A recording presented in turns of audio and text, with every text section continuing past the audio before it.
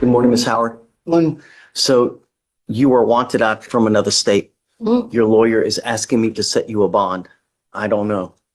You know, I've never met you before. I don't know you. I don't know how dangerous of a person you are. I don't know if I give you a bond, are you going to go back?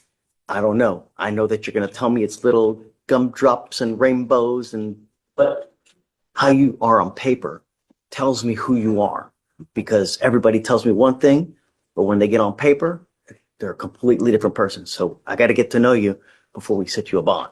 Mm. So Amy, tell us about Miss Howard. Yes, Judge.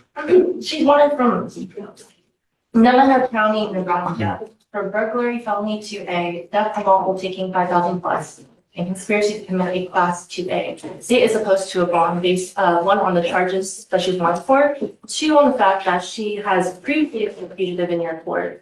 Oh, really? Yes, from South Carolina for robbery.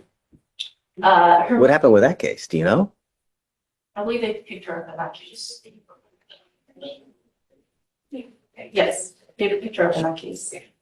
Her most recent conviction was also back in 2024 for an beating with a motor vehicle out of Fulton County. Day has also indicated to me that she is on federal probation right now. She's on. That's out of Arkansas, Judge. That's what she's on bond for. She is on the leg, has the leg monitor on for that. What's she on federal probation for?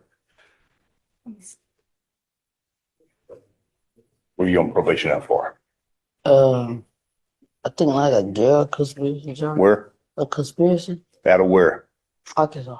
That's the case at Arkansas, Judge. Possession with intent to distribute, it looks like. Her release date is 2021. So is that different from what she has in Nebraska, the federal probation case, or are you talking about, is that the same one? Nebraska should be different. What she's wanted for right now is the burglary. So the basis of the probation, the federal probation, would be the possession with intent to distribute. Got it. That's out of Arkansas. When she was in Arkansas, Nebraska put a hold on her, but they didn't come get her. So let's get this right. Here in Harris County, in 22, you have a burglary of a building, a failure to identify oneself as a fugitive from justice, meaning you're trying to evade law enforcement. You have a prior fugitive case from 21. You have another failure to ID from 2024. You're on federal probation in some other state. You have another open burglary in Nebraska, and you had an evading in a motor vehicle in Montgomery County. And you want me to set you a bond?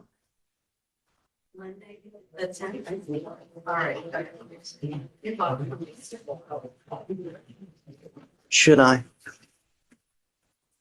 Really? Ms. Howard, how long have you been in Houston? How long have you lived in Houston? All my life. Okay. You currently were on a probation. You have a leg monitor pursuant to that, correct? Right. Okay. And you had a leg monitor on you when they pulled you over. Is that correct? Right. Okay. Did you attempt to flee from at that time? No. Okay. And that's what you're aware of that case up in Nebraska. Not until my lawyer had told me to turn myself in, but they said when we were in court date for that. I don't want you to talk about the cases now. Okay. How old are you, man? How old are you? 24. You're 24 and you have all those priors.